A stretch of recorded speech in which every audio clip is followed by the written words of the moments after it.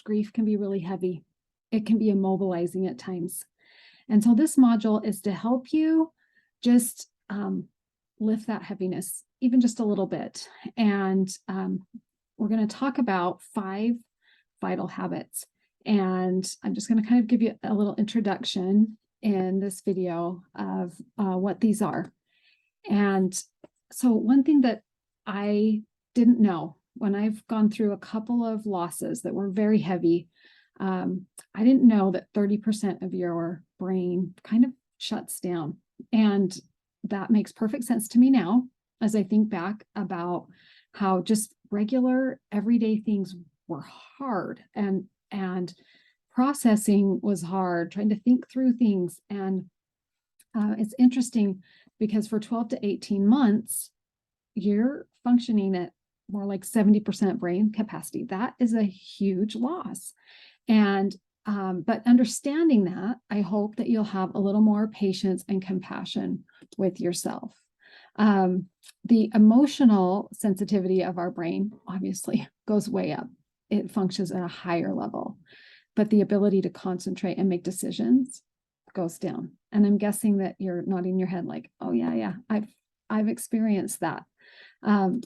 So one thing that I learned for myself and that I've learned in grief classes that I've taken is if you can put yourself on a schedule. I'm not saying you have to be doing something every hour of every day, but if you schedule like when you get up, when you go to bed, just so that you don't have to think. Like for me, I do laundry every Monday. Every Monday morning, I get up and I do laundry. I don't have to think about it. It's just what I do.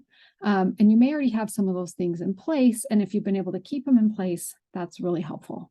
But as many things as you can schedule or automate is very helpful so that your brain doesn't have to think as much as far as using that part of your brain.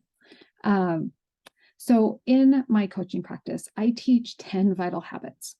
But when I teach grieving mamas, I teach 5. We cut it right in half and we simplify. And I want to say again, even if you can only do one of these a day, start with 1 and move through them and gradually work up to more. It's going to be helpful.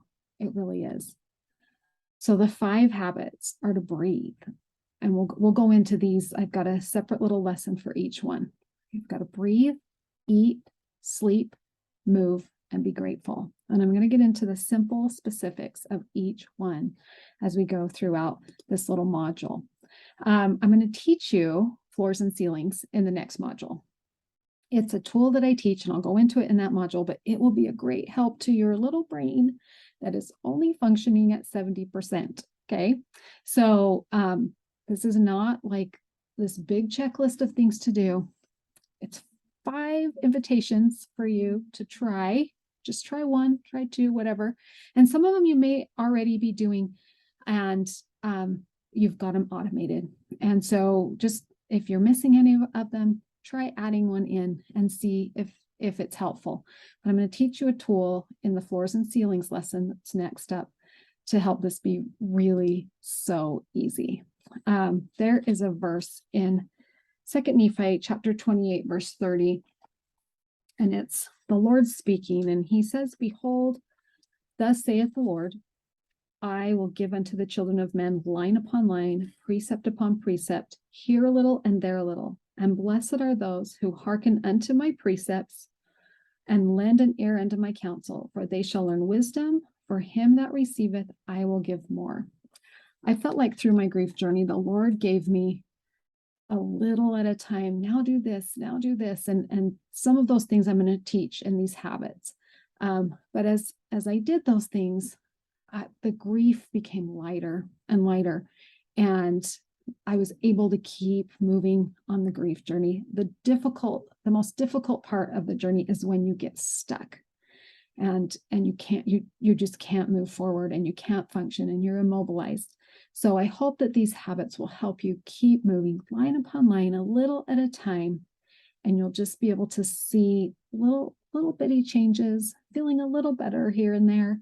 But I found them to be so helpful. So hopefully they will be for you too. So next up will be, I'll teach about floors and ceilings.